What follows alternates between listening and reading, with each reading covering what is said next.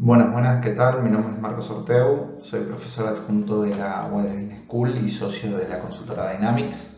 Un poco la idea de esta presentación va a ser hablar de cómo de repente el sector agroalimentario, desde la micro, qué potencial tiene y cómo puede contribuir a estabilizar un poco la macro y qué se puede hacer desde este sector tan importante para la economía argentina. Primero, todos sabemos que el sector agropecuario es el principal exportador de la Argentina, lo ha sido consistentemente durante varios años. Cuando hay sequía la macro sufre porque se siente en las reservas. Y una cosa muy interesante de este último tiempo ha sido eh, que estos últimos años ha estado superando incluso expectativas pasadas, vendría a ser. En este 2022 ha sido un año de liquidación récord desde los últimos 10, 12 años. Acá tenemos un gran gráfico de la consultora 18-16 que muestra cómo veníamos superando todos los récords de años anteriores, 2021, y el promedio de toda la década anterior. Entonces, el agro en la actualidad no solamente es el mayor exportador hace décadas, sino que también viene siendo el mayor exportador en estos últimos años y en este 2022 en particular. Y este efecto lo tenemos que dividir en precios y cantidades, vendría a ser, para tener una idea. Entonces, durante el boom de los comienzos de los 2000, en gran parte fue precios y las cantidades fueron aumentando. Esta gran separación de efecto de precios y cantidades de Dodola y sus coautores deja bien en claro esta tendencia. A medida que la década de los 2000 avanzaron, los precios fueron bajando y las cantidades fueron subiendo lentamente año tras año. Esto difiere un poco de lo que pasó en estos últimos años, vendría a ser en este último año o 2 años, en el cual debido a la guerra con Ucrania estamos teniendo términos de intercambio récord con el precio de las materias primas, vendría a ser.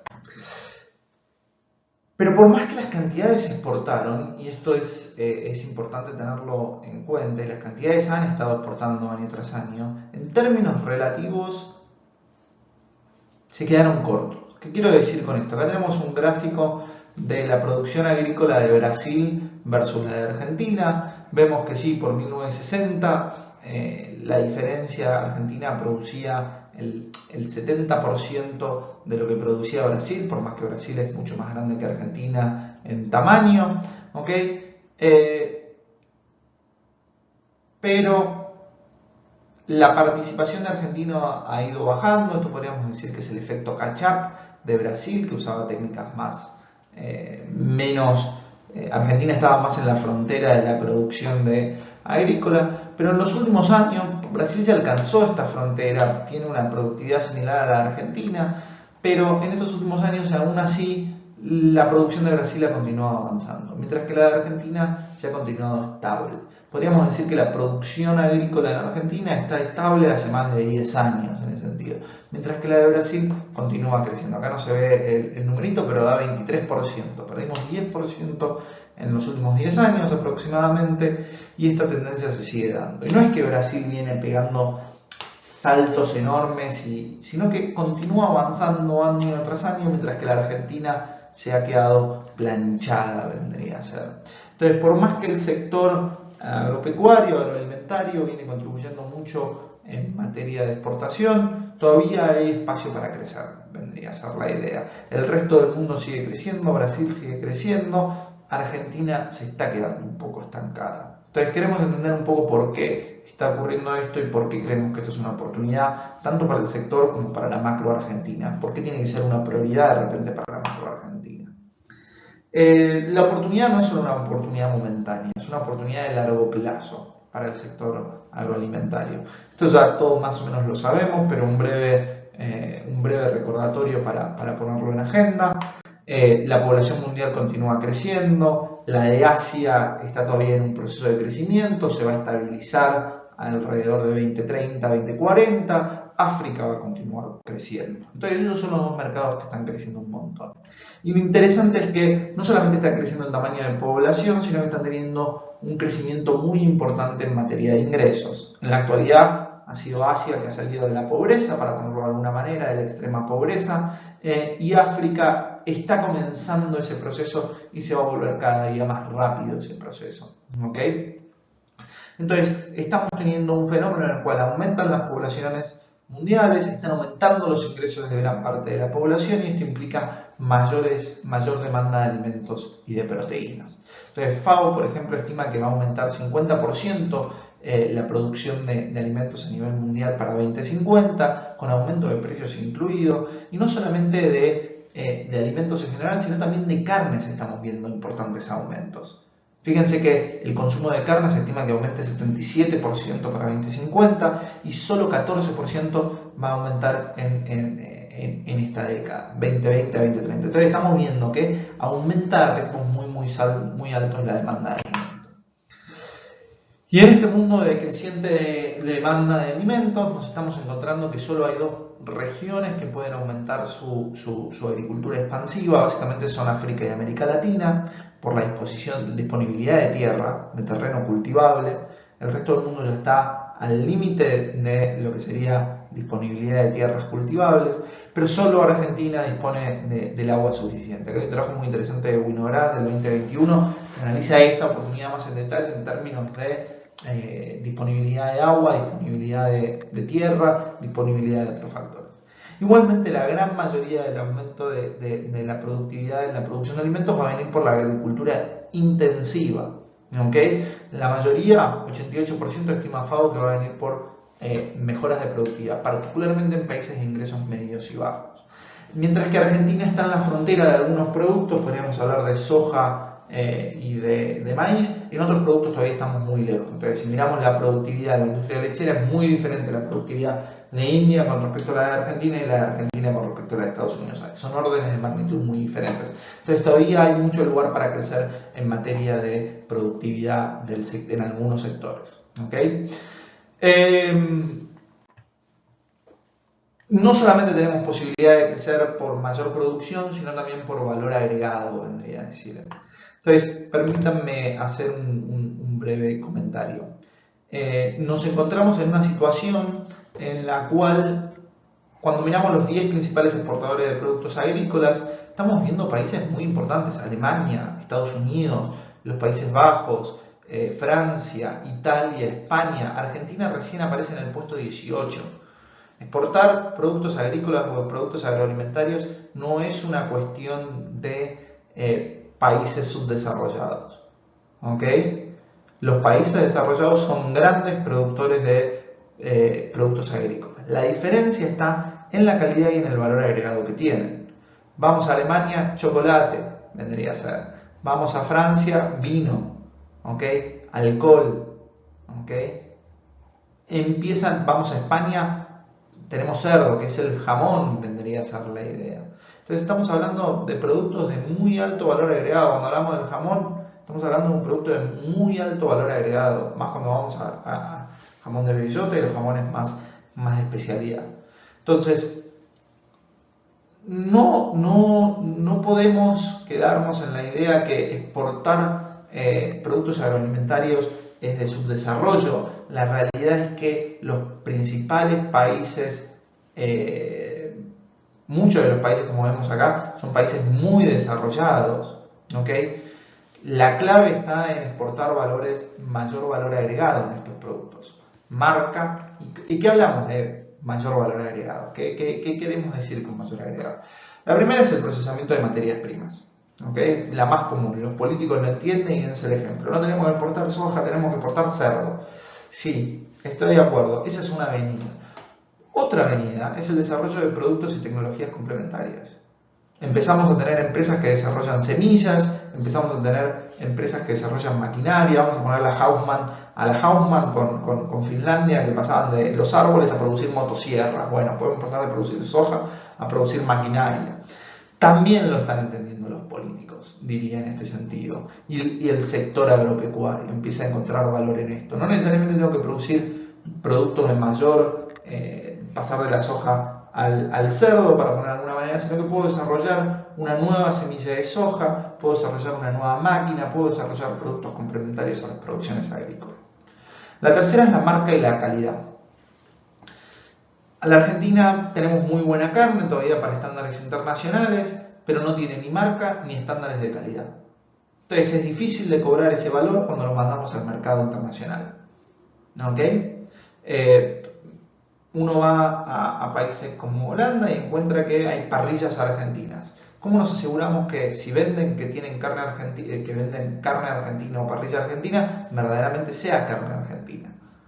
Todo esto implica un trabajo de marca y calidad que es muy importante que se tiene que hacer, que es a nivel sectorial, no es a nivel de una sola firma, ¿okay? Que hay que empezar a trabajar. Acá entran las certificaciones, pero también entra todo un trabajo de no solamente certificar procesos productivos, sino certificar calidad. Países como Estados Unidos, Australia, tienen todas certificaciones de calidad para poder vender a precios más altos la carne y que de repente productores no tengan que desarrollar marcas propias para salir a vender, sino que con el solo hecho de tener un sello que dice que tiene tal madurez, tal marmolado y algunas características, se puede exportar a precios más altos. Entonces hay que trabajar por un lado las marcas. La marca argentina en vinos de repente es un buen ejemplo, pero por el otro lado hay que trabajar las políticas de calidad. Y el tercer camino son los servicios y las experiencias, diría. Y acá, de nuevo, estamos hablando de la industria agroalimentaria, entonces permítanme darles el ejemplo de lo que serían los restaurantes. Gastón Acurio revolucionó la gastronomía de Chile, se volvió una de las principales exportaciones de Chile, no solamente porque hay un restaurante peruano en cada país del mundo, ¿okay?, que toma esas recetas, sino también porque genera turismo receptivo. Es muy interesante ver el valor agregado que genera el turismo alrededor de los vinos. En Mendoza hay estudios muy interesantes sobre esto, pero fíjense cómo de repente podemos empezar a generar experiencias. El alimento no es solamente una cuestión física, sino que es una experiencia sensorial. Entonces hay que trabajar en todo este tema. Está muy relacionado con la cuestión de marca y calidad. Pero por ejemplo, trabajar activamente para desarrollar parrillas argentinas en el resto del mundo. Podría ser una avenida para generar valor agregado en la industria agroalimentaria argentina. No solo tiene muchos efectos de retroalimentación trabajar en esta última unidad. Obviamente también acá entran servicios de consultoría y servicios adicionales que podríamos desarrollar alrededor de la industria agroalimentaria. Por último, quiero hacer un comentario sobre la sostenibilidad, porque se está volviendo un factor determinante de la competitividad del sector que no podemos desatender. Claramente hay una relación entre los sistemas alimentarios y los ecosistemas muy íntima, vendría a ser. Entonces, no solamente los sistemas alimentarios tienen un impacto en los ecosistemas ambientales y climáticos, pero al mismo tiempo dependen de los ecosistemas ambientales y climáticos. Utilizan recursos de la tierra y del clima, vendría a ser la idea. Esto es diferente de repente de la industria del petróleo, en el cual tiene un impacto, pero no requiere a corto plazo de estos ecosistemas para su producción. Entonces, y a diferencia de nuevo del sector energético, no hay consenso sobre cómo avanzar en políticas en esta dirección. En el sector energético, bueno, tenemos que migrar a las energías renovables, cómo y cuándo está en discusión, pero está claro el objetivo. En materia de sistemas alimentarios es menos claro. Estamos de acuerdo que tenemos, es menos claro. Entonces, y cada día, y se está volviendo un factor de competitividad, no solamente porque el medio ambiente va a tener, el ambiente y los ecosistemas van a tener un efecto sobre la producción, sino también porque los consumidores y los reguladores cada día lo exigen más. Entonces, veamos acá algunos ejemplos. A partir del 2026 habrá un impuesto fronterizo al carbono en la Unión Europea. Podemos decir que política proteccionista, sí, no, lo podemos poner como querramos, pero se viene y es una realidad. Y sea una política proteccionista o una política ambiental, la realidad es que va a existir este impuesto fronterizo al carbono. Entonces vamos a tener que certificar los alimentos para medir carbono, vamos a tener que tener prácticas para reducir la huella de carbono.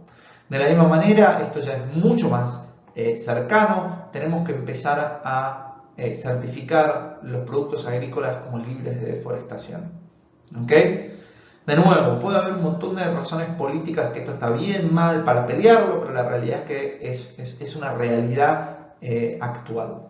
Está en la agenda del G20, este tema está el Sustainable Food Future, como lo llaman en la agenda del G20, y hay muchos informes que muestran que cada día más los consumidores demandan esto de los productos y están dispuestos a pagar incluso con estos productos. ¿Okay? Hay oportunidades no solamente no solamente es un riesgo, sino que hay oportunidades para generar valor adicional. La cuestión de sostenibilidad. En particular quiero decir, Argentina tiene un desafío que es el uso de la tierra. ¿Por qué? Porque como decíamos antes, si tenemos que aumentar la producción agropecuaria, la manera más sencilla de hacerlo es expandiendo la frontera agrícola.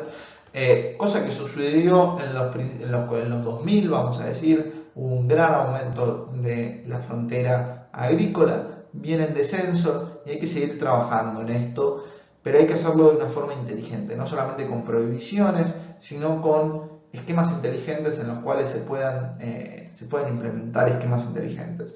Es un tema a trabajar, lo quiero traer porque muchas veces nos concentramos en las emisiones, que es un tema, pero en el sector agrícola diría que lo más problemático en el corto plazo es el uso de la tierra y es un factor a tener en cuenta, no solamente por las normativas en el corto plazo, sino por cómo lo resolvemos, porque hay muchos trade-offs involucrados que tenemos que resolver. Un par de conclusiones para cerrar mi presentación. Entonces, el sector agrícola, como decía bien al comienzo de la presentación, ha hecho un gran aporte a la economía argentina. Es de los sectores más productivos que tiene, pero increíblemente todavía puede contribuir más. En términos relativos, ha estado creciendo menos que la producción de países vecinos como Brasil. Y tiene un potencial muy importante para continuar produciendo, para continuar creciendo en términos productivos e impulsar el crecimiento del país. Sin embargo, para que esto suceda, tiene que haber básicamente tres grandes reformas, o diría cuatro grandes reformas, por más que acá tengo tres. La primera es una cuestión regulatoria, hay que empezar a trabajar en la cuestión micro. Por ejemplo, registrar un alimento en el INAL, el Instituto Nacional de Alimentos, demora más de 6 meses y es un proceso muy burocrático. ¿Okay? Tenemos que actualizar algunas de las normas y simplificar la burocracia del sector. Segundo, hay que trabajar en infraestructura, particularmente logística, tanto grande como puertos. Hay cola en los puertos para exportar granos como la pequeña, en los caminos rurales o la conectividad en el sector.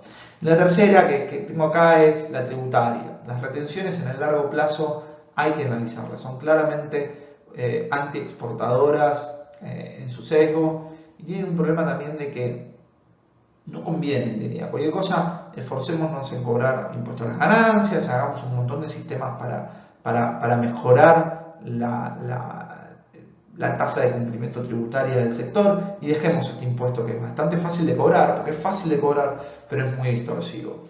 No solamente eso, sino que tenemos a largo plazo, a corto plazo tenemos que trabajar en la burocracia del sistema impositivo, la cuenta tributaria única, hay muchas cosas que se pueden hacer para mejorar la cuestión tributaria de este sector que tiene tanto para ofrecer y que enfrenta tantos procesos impositivos complejos. Porque recuerden, si tenemos una empresa que está en 3 provincias, tiene 3 esquemas impositivos diferentes, impuestos cruzados, tasas municipales, es bastante complejo en general la cuestión tributaria en Argentina y para el sector en particular. Y una cuarta, que es la brecha cambiaria, obviamente, que no la quería mencionar porque no es una cuestión micro, sino que sabemos que es una cuestión macro a cualquier exportación. La brecha cambiaria es general para cualquier exportador, entonces, pero es particularmente nociva cuando lo juntamos con las retenciones para que pueda trabajar. Pero sabemos que, de nuevo, retenciones en el corto plazo por la cuestión fiscal va a ser muy difícil, pero si no podemos trabajar las retenciones, tenemos que trabajar en los otros impuestos, vendría a ser. Espero que esto haya contribuido y estamos a disposición para preguntas y consultas. Y definitivamente el sector agroalimentario puede contribuir al crecimiento de la Argentina.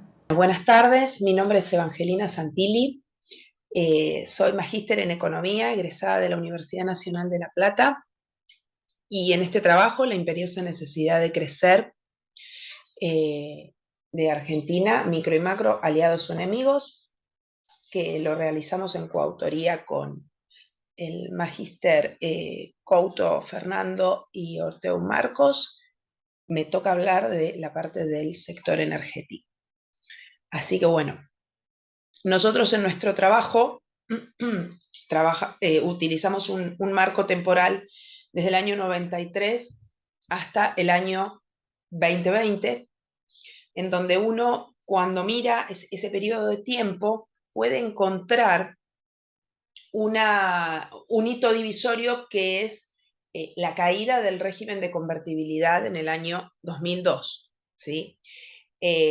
Con lo cual, cuando uno mira el sector energético, en particular el tema tarifario, uno encuentra que desde el año 93 hasta el año 2002, la tarifa de este sector era claramente sin intervenciones, mientras que la política bastante diferente a partir del año 2002 hasta la finalización de nuestro periodo de estudio, se caracterizó por un fuerte control y distorsión de los precios relativos.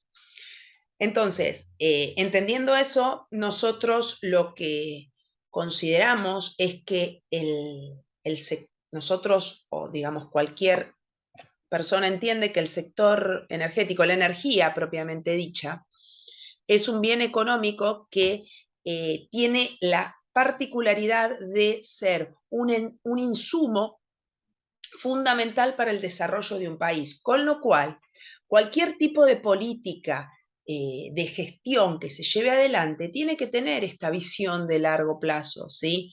Es decir, una visión que sea estratégica e integral. ¿Por qué? Porque de no ser así, se corre el riesgo de que la energía falte, ¿sí?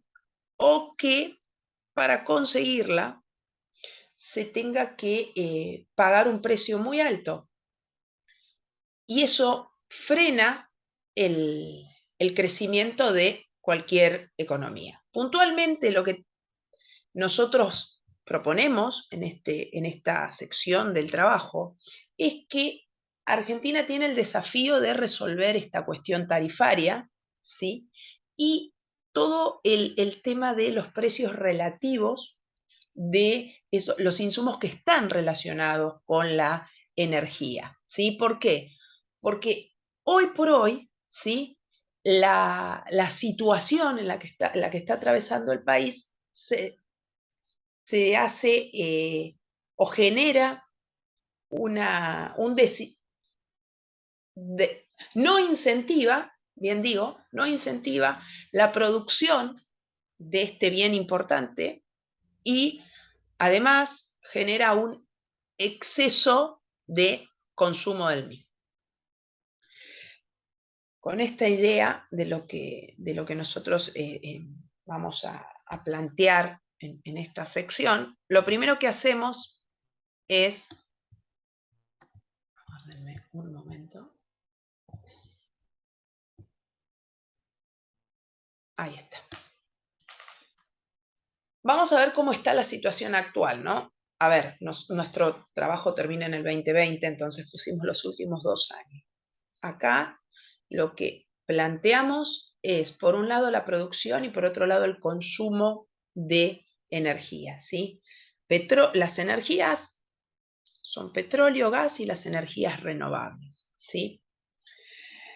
Uno lo que puede ver en este cuadro es que tanto el petróleo como el gas natural representan, ¿sí?, el 85% de la oferta interna de energía primaria, ¿sí?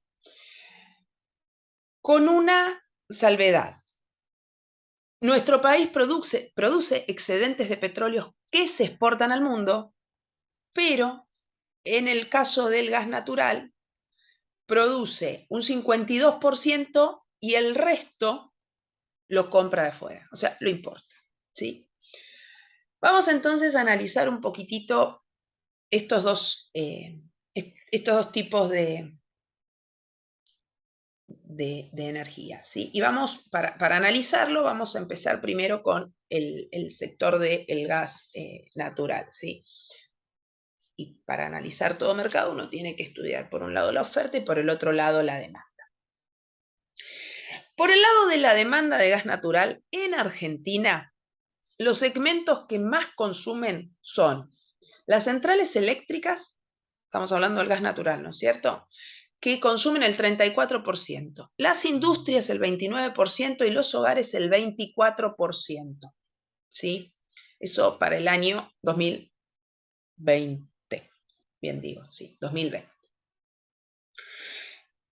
Estos sectores son muy dependientes del gas, de este gas natural, ¿sí?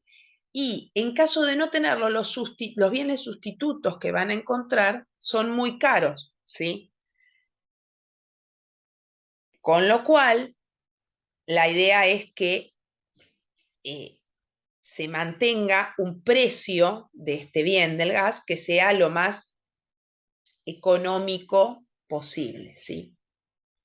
Eso por el lado de la demanda. Por el lado de la oferta, se puede pensar que hay un mercado más bien desbalanceado, ¿sí? ¿Qué quiere decir esto? La oferta no reaccionó como debería haber reaccionado al aumento de la demanda. ¿Por qué? Porque uno tenía pozos convencionales que se estaban agotando, ¿sí? Y la explotación no convencional requiere exploración y explotación requiere muchas inversiones que en un contexto de incertidumbre regulatoria, de precios bajos, hace que esas inversiones no se generen. Entonces, o sea, no se genere el clima propicio para tener esas inversiones, ¿sí? Entonces, cuando no se realizan las inversiones correspondientes en el activo requerido, como en este caso sería el gas, termina sucediendo que la oferta empieza a caer, ¿sí? Y es lo que pasó hacia el año 2004, cuando uno mira la producción de gas natural, entra en un ciclo descendente, ¿sí? Hacia el año 2009 ya empieza a tomar un rol preponderante lo que son las importaciones, ¿sí? Y ahí tenemos la importación del gas por gasoducto, que viene de Bolivia, ¿sí?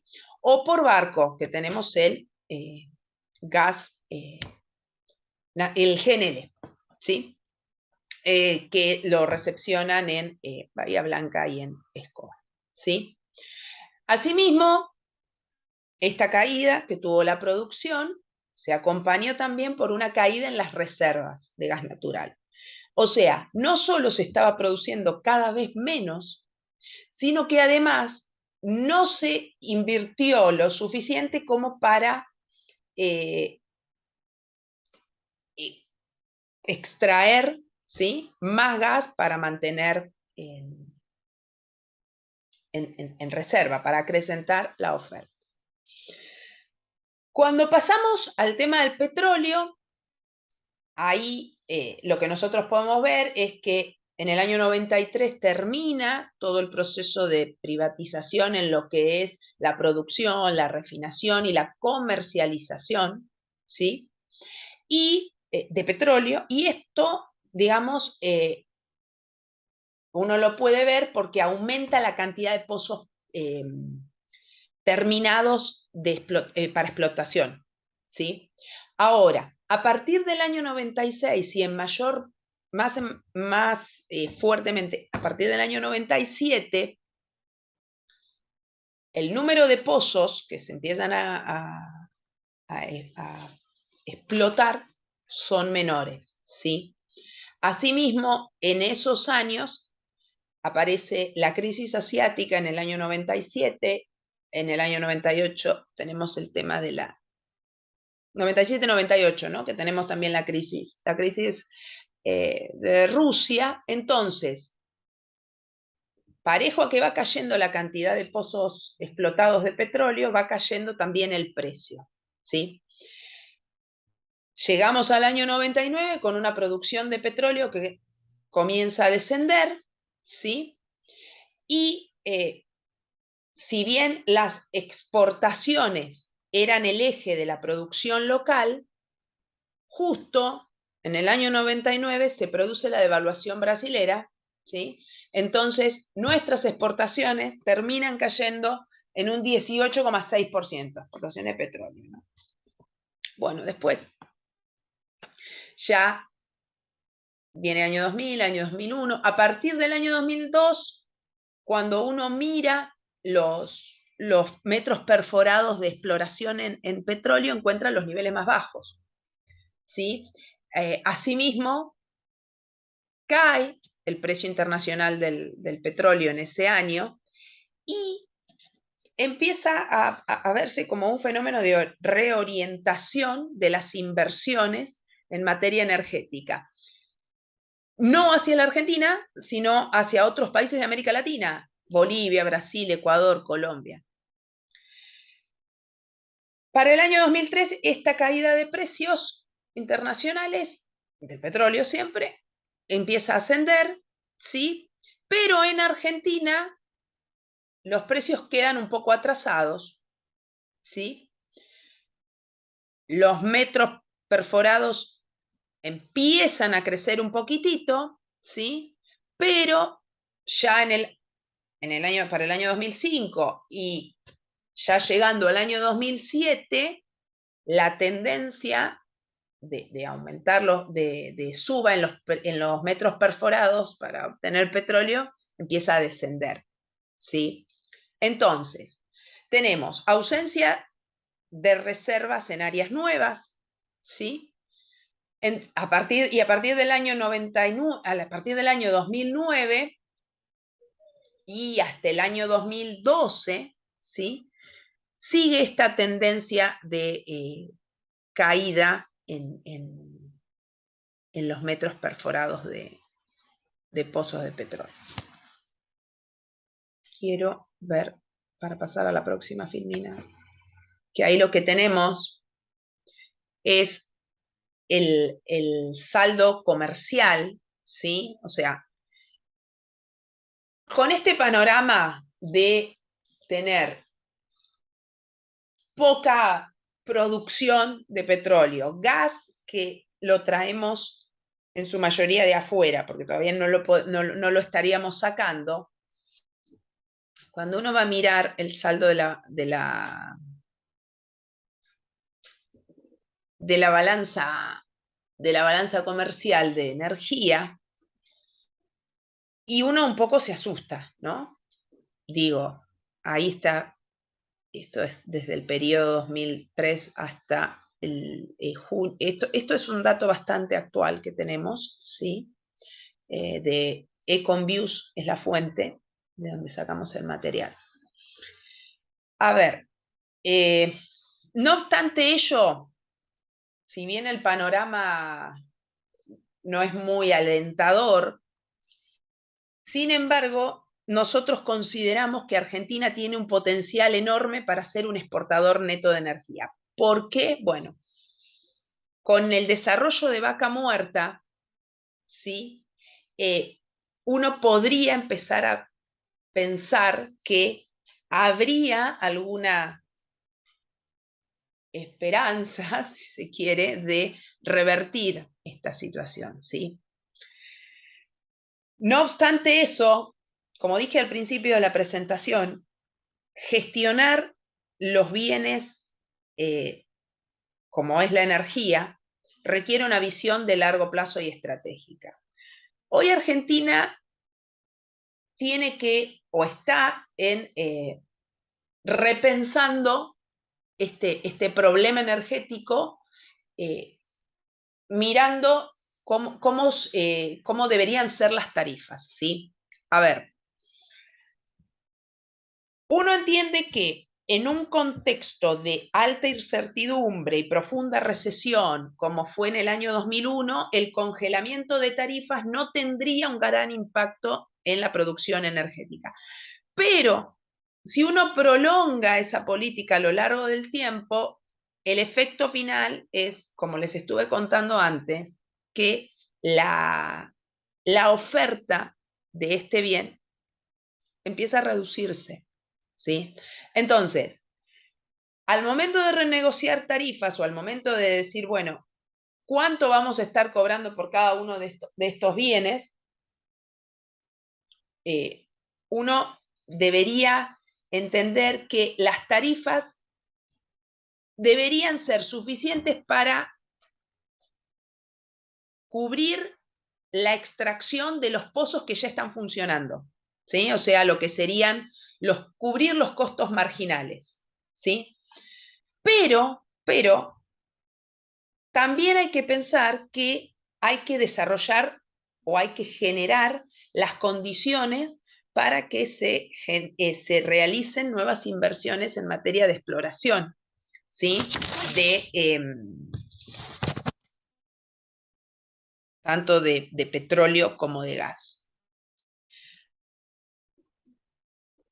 En términos reales, el congelamiento de tarifas lo que termina haciendo es reducir todavía más la oferta y a su vez impulsa un aumento en el consumo de energía. Entonces el resultado es que terminamos estrangulando de alguna manera el sector, porque por un lado estamos cobrando un precio tan bajo que hace que, digo, dejo la luz prendida, para hablar mal y pronto, dejo la luz prendida, total, es muy poco lo que pago, ¿sí?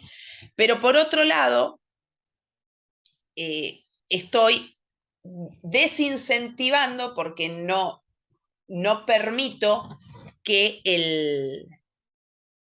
o sea, estoy impulsando, con tarifas bajas lo que estoy haciendo es no pudiendo financiar las inversiones y además estoy impulsando un sobreconsumo de energía, ¿sí? Que ya de por sí la oferta que tenemos de energía es baja.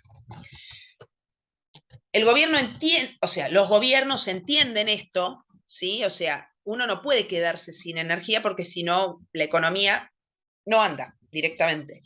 Entonces, para evitar ese desabastecimiento, se crearon, ¿sí? Esquemas de subsidio para lo que es la producción, ¿sí? Los famosos Plan Gas 1, 2, 3 y 4, ¿sí? Y en el caso de, para completar la oferta, también se está importando gas, ¿sí? de Bolivia. Entonces, ¿eso qué genera? Que ya el problema energético se transforme en un problema de tipo fiscal y cambiario, ¿sí? Si nosotros seguimos manteniendo estas tarifas, no, o sea, no vamos a poder lograr, por más que desarrollemos Vaca Muerta, no vamos a poder lograr que el país crezca, ¿sí? Porque, insisto, para que finalmente se desarrolle Vaca Muerta, lo que va a tener que pasar es que las tarifas sean lo suficientemente atractivas como para que se explote como corresponde, pero además como para que no genere un derroche por parte de los consumidores, grandes consumidores, medianos y pequeños consumidores. Lo que nosotros decimos es, independientemente de que la política que se adopte para solucionar el problema energético sea gradual o sea más bien de shock, por decirlo de algún modo, requiere un acuerdo político, o sea, requiere el consenso de todos los sectores. ¿Por qué? Porque si no, no se vuelve creíble. Y si una práctica no se vuelve creíble, en el caso de los consumidores y en el caso de los productores, ¿sí? De energía en el mercado, no van a cambiar sus prácticas. Digo, el productor no va a querer invertir para extraer más gas o petróleo, y el consumidor no va a apagar la luz cuando se vaya de la casa o no va a bajar la temperatura de la estufa cuando se vaya de la casa, por decirlo de algún modo. Bueno, espero que les haya gustado. Desde ya les agradezco mucho su atención y bueno, que tengas buenas tardes.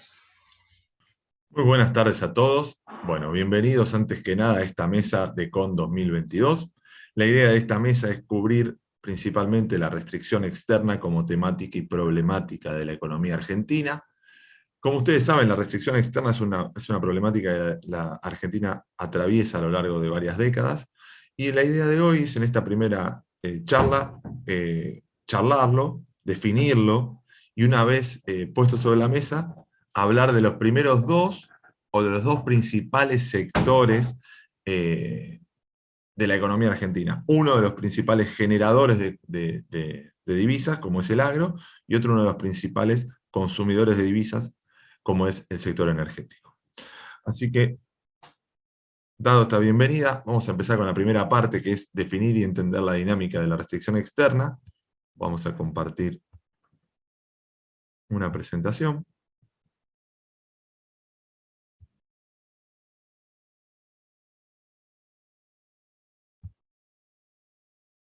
Ahora bien, bueno, vamos a cubrir brevemente, para entender qué es la definición de restricción externa, cuál ha sido su dinámica en la Argentina, y por último extraer algunas conclusiones, ¿sí? En primer lugar, es importante definir cómo la restricción externa es el límite al crecimiento que sufre la economía de un país por la insuficiencia de divisas. La realidad es que en lo que es la economía argentina ha estado en el centro de debate a lo largo de décadas, y si bien ha habido algunos momentos donde se ha suavizado el impacto de la restricción externa en nuestra economía, los mismos han demostrado ser transitorios. Tal es así que muchos economistas, entre ellos Guillermo Calvo, han llevado adelante modelos que buscan explicar esta dinámica, también llamada como de stop and go. Entonces, veamos un poquito cómo es la dinámica en Argentina. Bien, históricamente la restricción externa ha condicionado el crecimiento argentino. La realidad es que lo podemos ver en la década del 70, en la década del 80, no tanto en la década del 90, el cual el gran influjo de endeudamiento ha suavizado la restricción externa, y no tanto después de la recuperación de la crisis del 2001. Y la pregunta es ¿por qué? Bien, principalmente cuando uno analiza, puede ver que hay un viento de cola, producto de la suba de los precios de las commodities, que ha permitido incrementar hacia valores récords la cotización del precio de la soja y el ingreso por exportaciones. Con ese ingreso de exportaciones y una economía que tenía una capacidad ociosa muy alta debido a la crisis del 2001, la recuperación se da en un contexto donde sigue siendo superavitaria la cuenta externa a pesar de las tasas de crecimiento alcanzadas en el lustro 2003-2008, principalmente porque había mucho espacio para crecer. Ahora bien, ¿qué empieza a pasar hacia 2008? Años donde ha sostenido tasas de crecimiento del orden del 9%, se encuentra en el 2008 con algunas cuestiones. Primera cuestión de orden interna, segundas cuestiones de orden externa. Las órdenes internas son los conflictos políticos, acontecidos principalmente como la recordada 125, la resolución que buscaba incrementar las retenciones, y que tuvo por parte del campo una férrea protesta que devino en merma de ingresos por exportaciones. Sumado a eso, se produjo en el ámbito externo o mundial la crisis de la subprime, que en el año 2009 impactó en China, desacelerando la economía china y desacelerando la demanda de commodities por parte de la economía china. Eso llevó adelante un efecto sobre el precio de las exportaciones argentinas que tendió a la baja en el año 2009, tuvo una leve recuperación en el 2010, y ya a partir del año 2011, la economía argentina vuelve a empezar a sufrir la restricción externa. De ese año 2008, donde empezaron a faltar los dólares, hasta el año 2011, otra de las cuestiones que tuvo un impacto muy marcado en la demanda de dólares fue la creciente necesidad de dólares para importar energía. ¿Por qué? Porque todo el crecimiento acontecido del año 2003 encuentra un cuello de botella hacia el año 2009-2010 en la demanda energética. Demanda que no puede ser sustentada con la producción local y debe ser suplantada, suplantada con importaciones, en este caso de gas. Argentina pasa de exportar 5.000 millones de dólares en petróleo en el año 2008 a importar en el año 2011 7.000 millones de dólares de energía.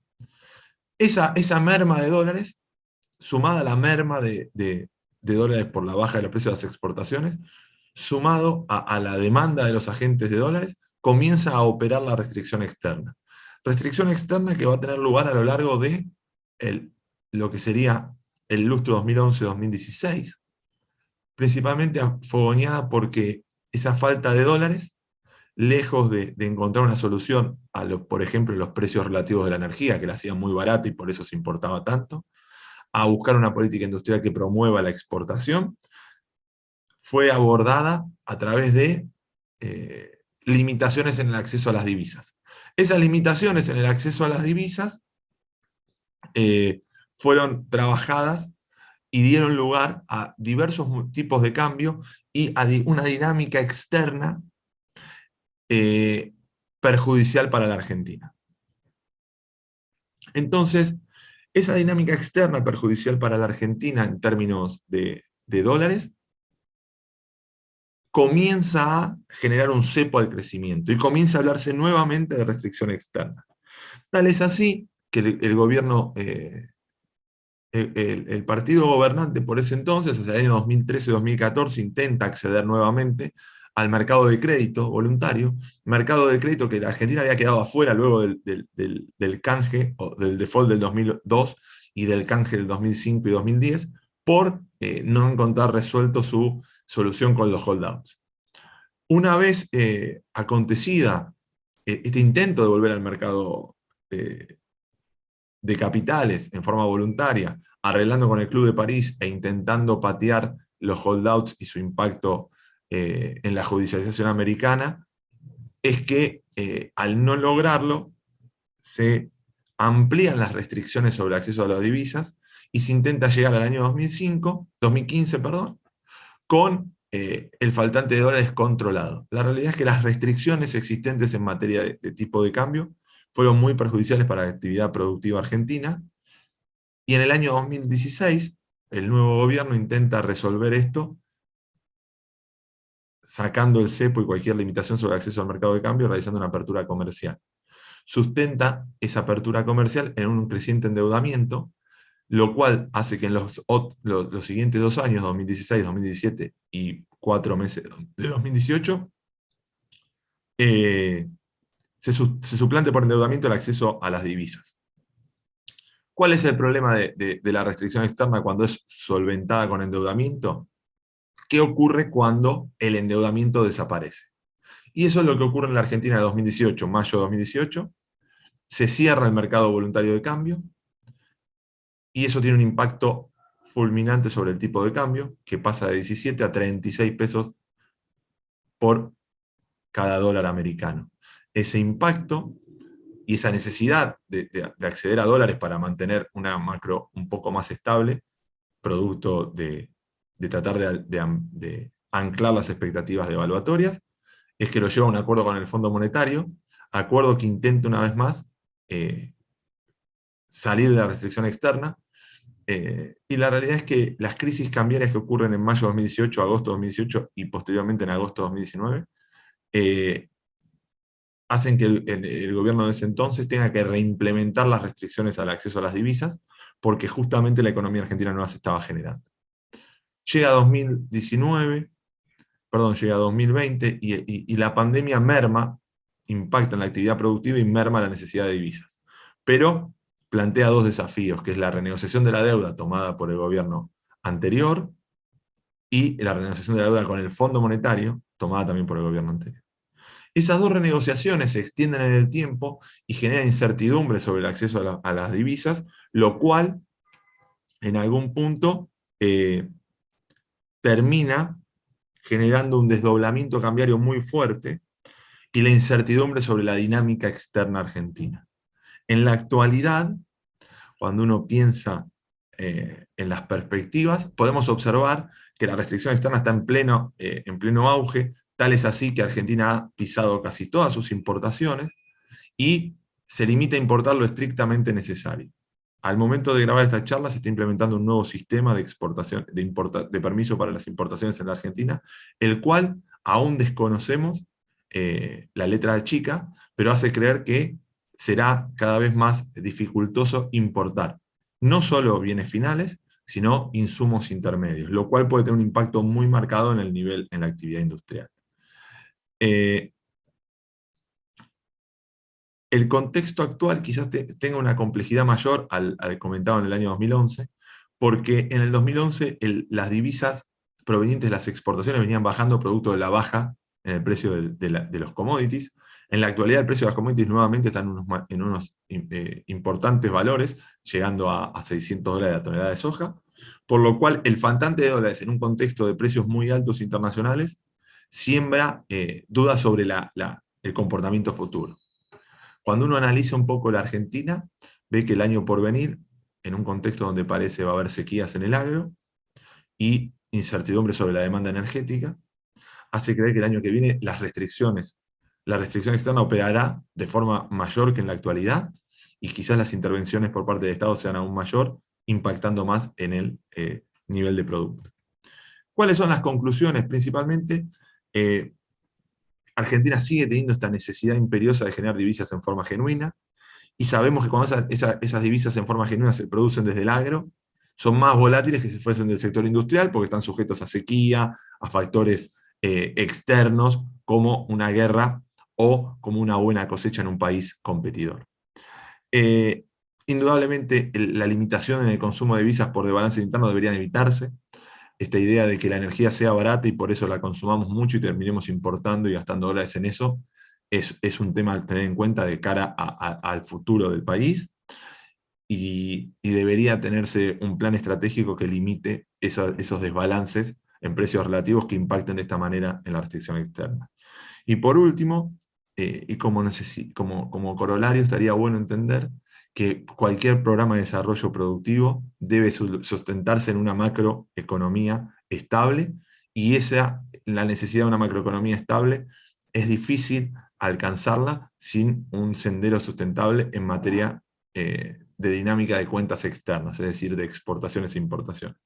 Por eso, ahora vamos a ver a continuación cuál es la dinámica propia del agro, principal fuente de generación de divisas en el caso de la economía argentina, y cuál es la dinámica propia energética, y qué aristas tiene, atento que ante los desbalances de los precios relativos sigue siendo el mayor consumidor de divisas. Muchísimas gracias a todos por esta atención, y les agradecemos su tiempo.